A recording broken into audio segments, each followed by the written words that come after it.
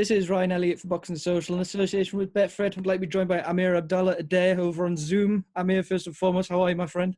I'm great. Good to see you again, brother.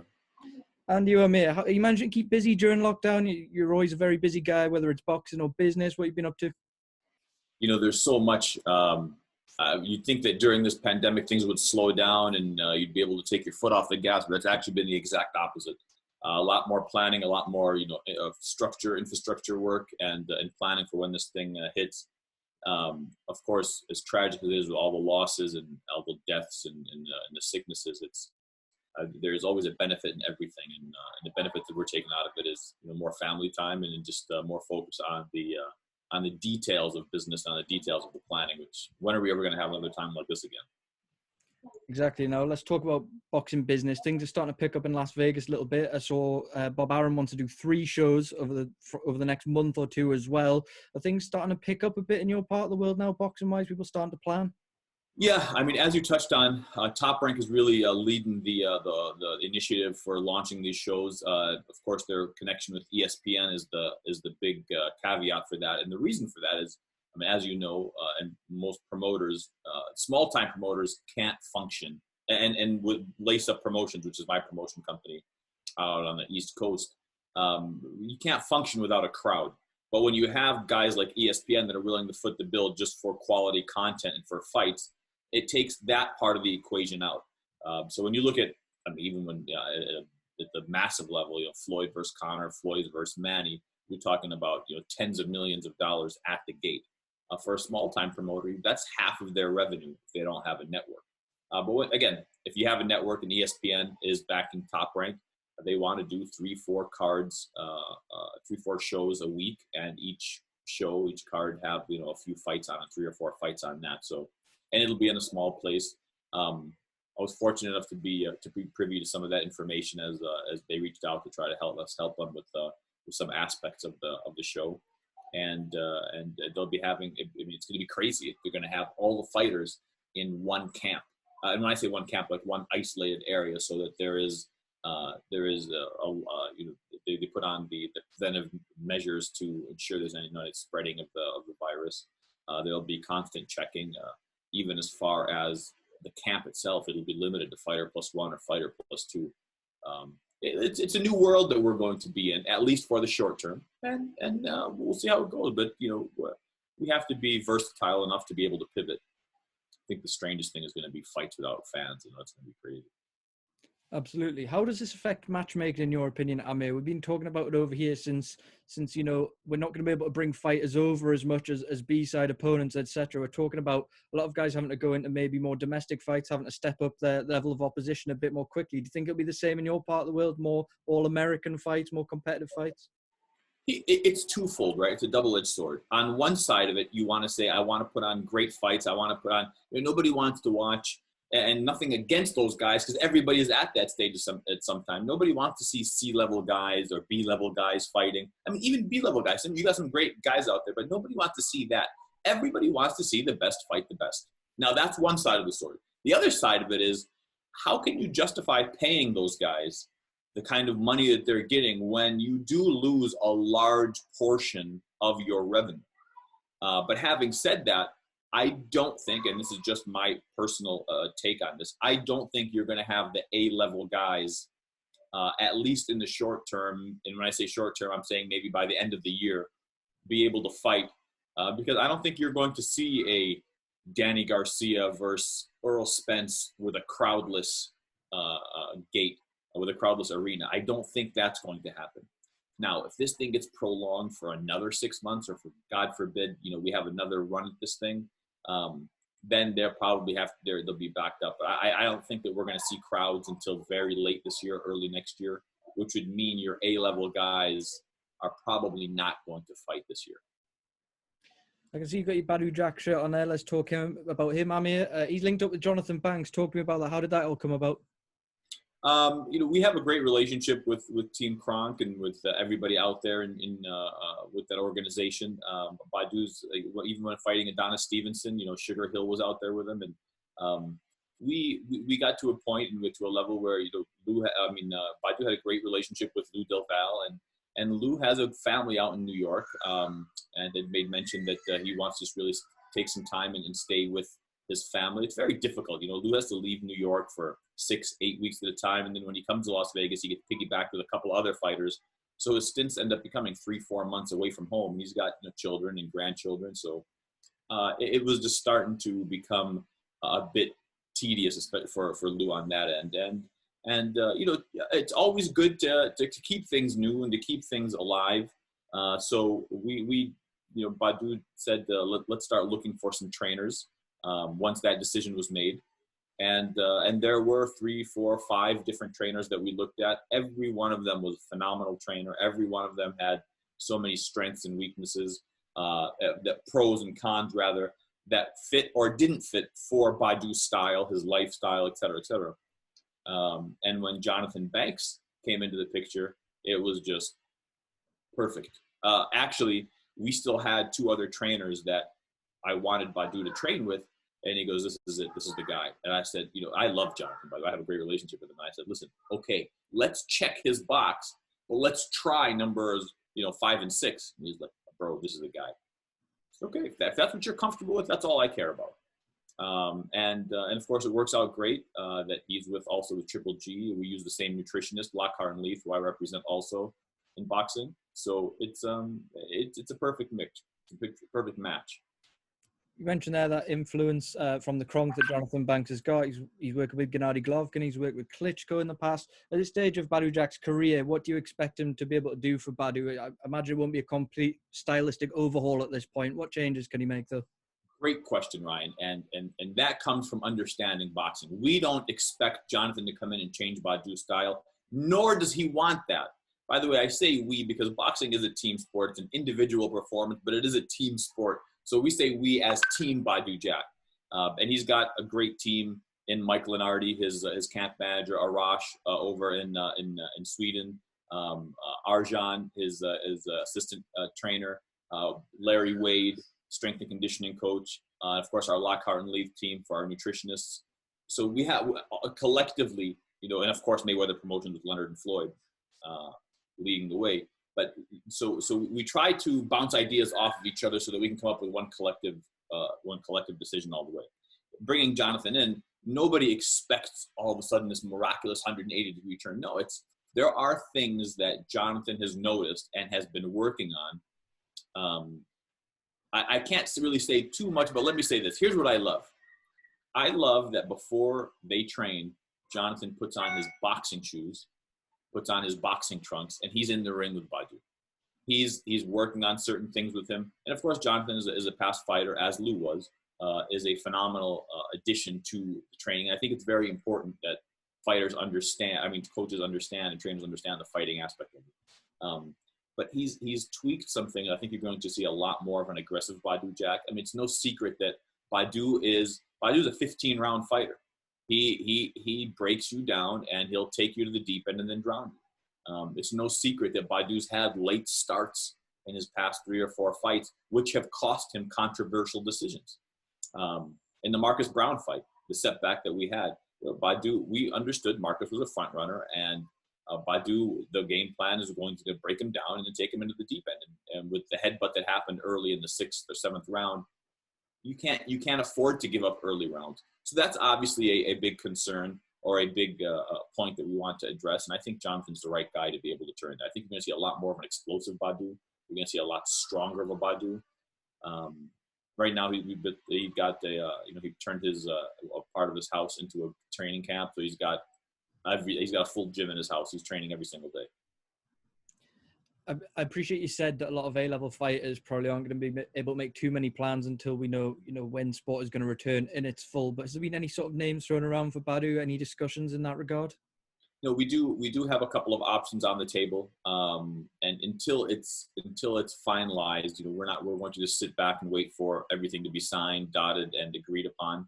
But Leonard Ellerby over at Mayweather Promotions is really one of the best guys that you can have leading the helm, as he gives you the options, and then with the connections that Floyd and Mayweather Promotions have, we can get the fights that we want. So we're in a very peculiar, a very different kind of an opportunity where we have options of what we can do, and we can have options of how we can move, and that's because you have a great team behind you. So do we have one guy locked in? No. We have options, and as things play out, we'll be able to make those decisions going forward. And obviously the end decision is Badou.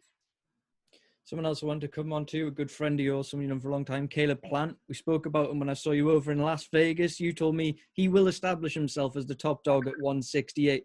Who would you like to see him face next? You've talked about Gennady Golovkin as a great fight for him. Who would you like to see him in with? Well, I think right now, Gennady is going to be fighting at 160 from what I understand. So that's one step down. I look at everything from a business aspect, Ryan. I mean, I love the fact that we put on great fights. I love the fact that you can have great entertainment, and that is a big part of boxing. And the best do have to fight the best. But this is the hurt business, and when these guys walk away from the sport, you want to make sure that they're financially stable, that their health is intact, and of course, everybody paints the picture and follows the protocol of Floyd Mayweather, who was a defensive genius, and walked away from the sport better than any fighter that ever laced up gloves. So you want to see people in that, or at least at close to that. By the way, do I ever think there's going to be another Floyd? No. I don't think anybody has that kind of persona or that marketing savvy or genius that he does.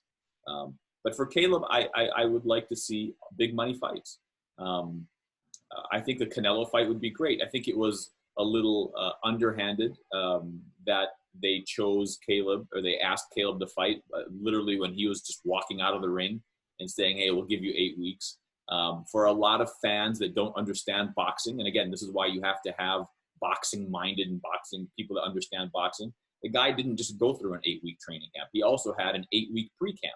So you're talking about now 16 weeks of a guy, 3-4 months being in the gym. You want him to come down, get a week off, and go right back. That's how you burn guys out. And by the way, that's how you catch guys. That's how you can catch good guys on the way down, is you dangle that lucrative carrot in front of them, the Canelo carrot, and say, come get it, even though the guy just finished fighting.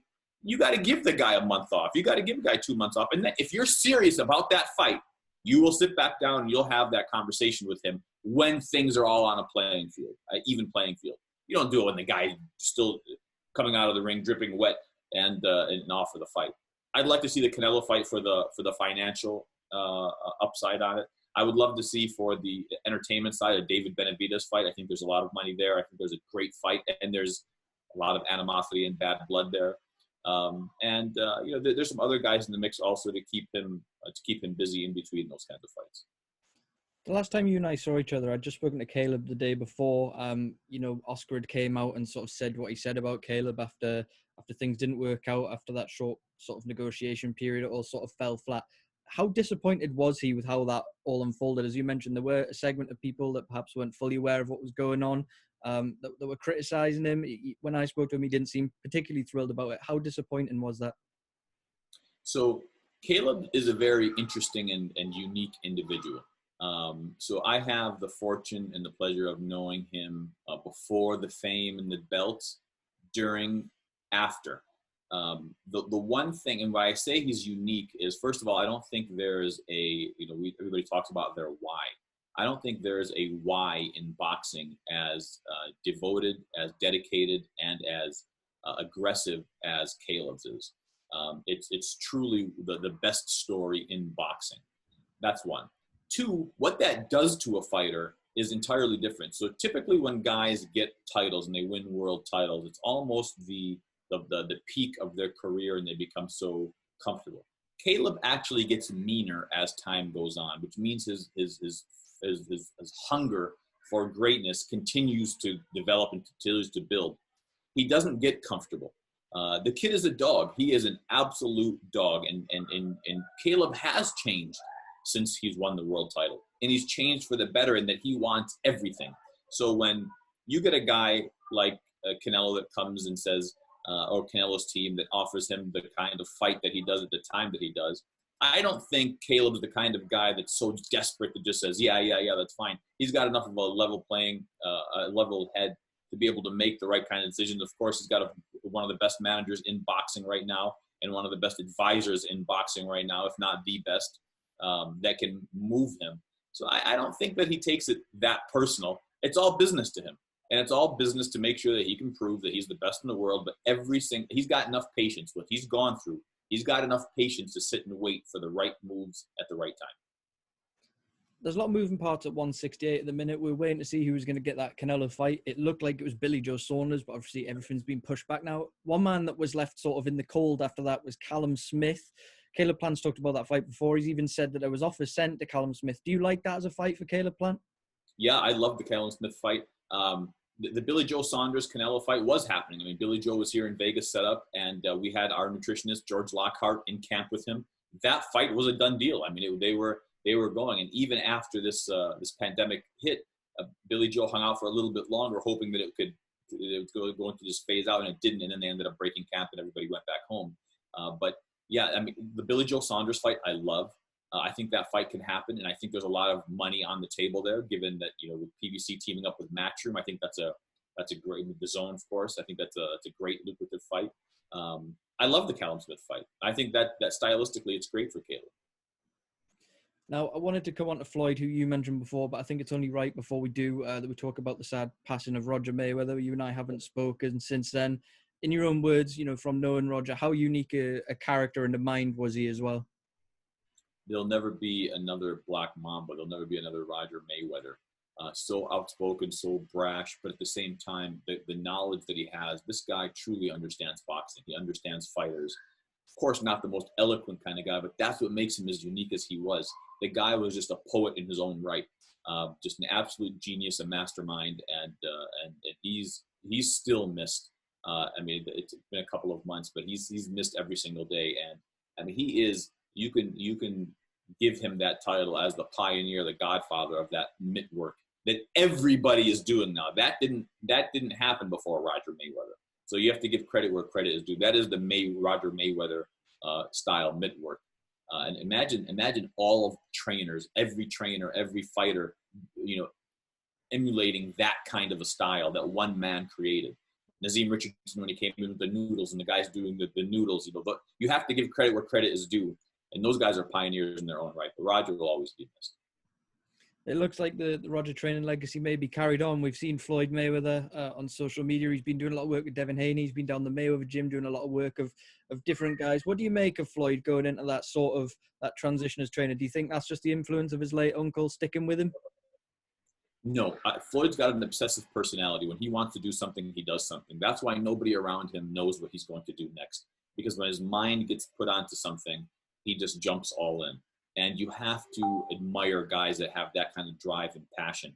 So case in point, when he wants to go into training camp, he'll roll up to the gym in a Bugatti, in a $2 million Bugatti. But when he's in the gym, he's the hungriest, poor savage that there is.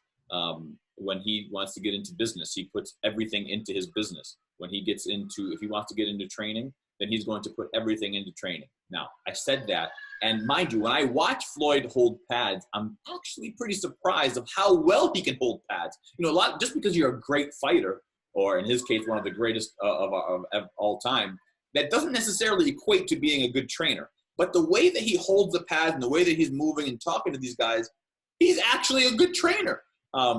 Do I think that Floyd's going to be able to be in training camp for 8 weeks with a certain fighter? I don't.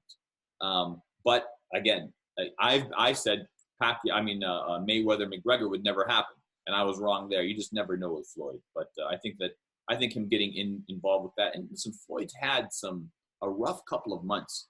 You know, it hasn't been easy, and the gym is really his solace. That's his getaway. So if he wants to go in there and that's his therapeutic relief, then go for it, Jim.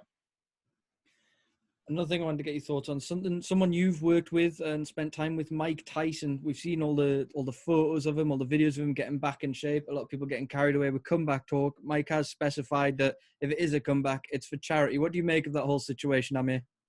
I gave a couple of interviews and I said the same thing that I'm going to tell you, Ryan.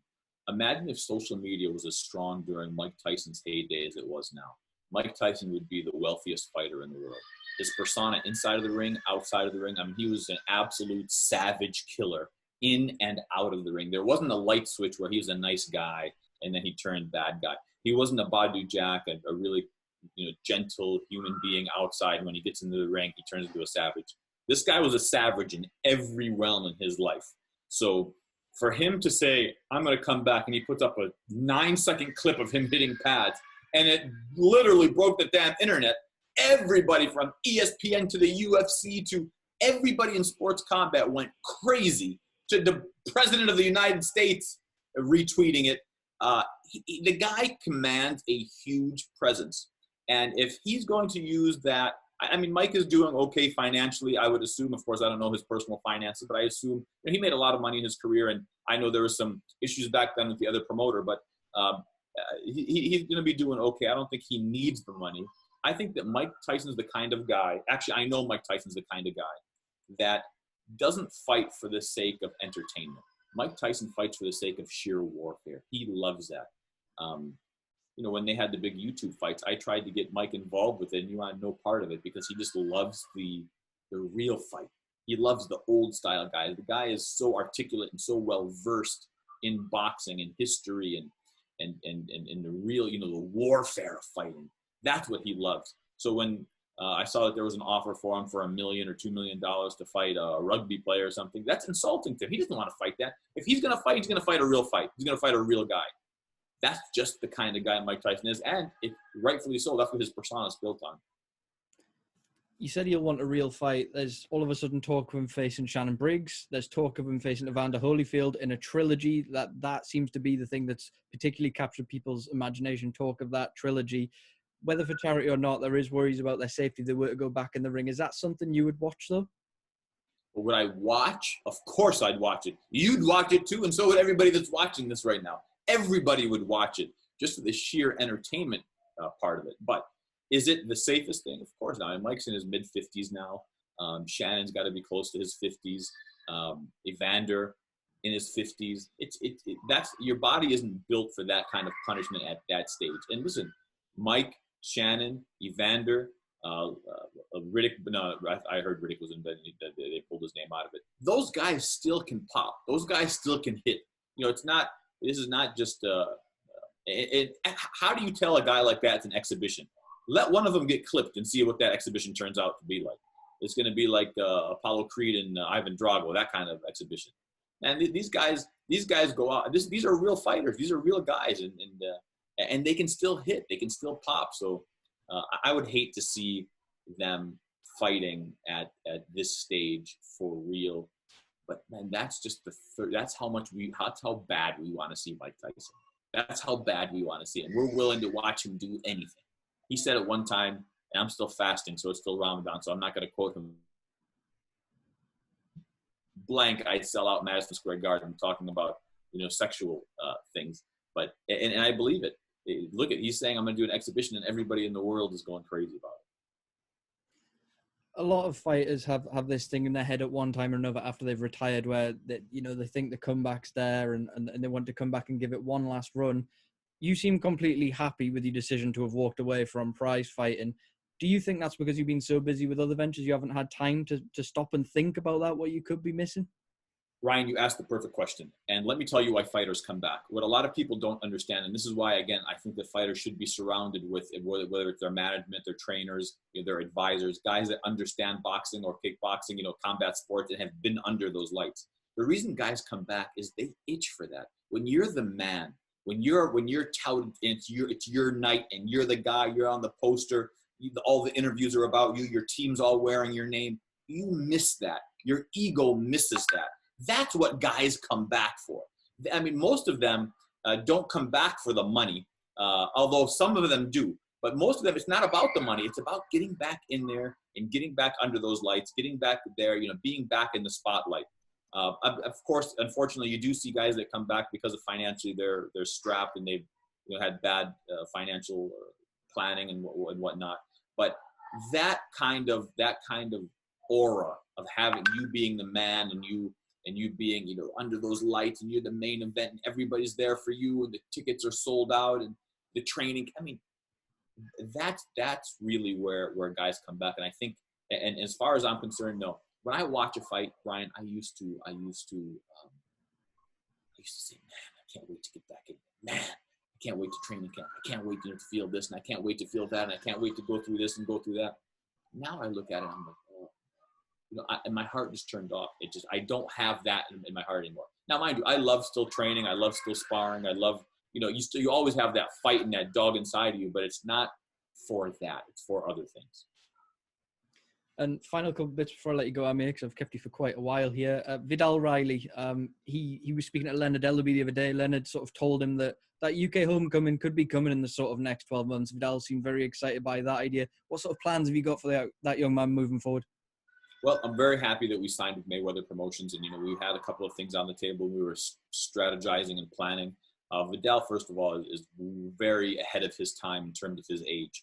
At a young, early 20s, his planning, his mindset, his maturity has really developed, and he's surrounded by guys that are veterans in the sport. So when he comes to Las Vegas, I surround him with Jeff Mayweather and Badou Jack and Sean Porter and Caleb Plant and all of these guys that have such a vast experience, Larry Wade and all these guys that he's around. So and Viddal is a sponge when he stays with me when he's here.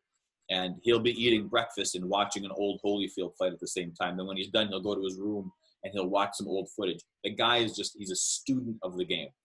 A lot of people misconstrue that because they see him on YouTube and sometimes acting a fool and he's doing his other things. But when it comes to boxing, it's boxing only.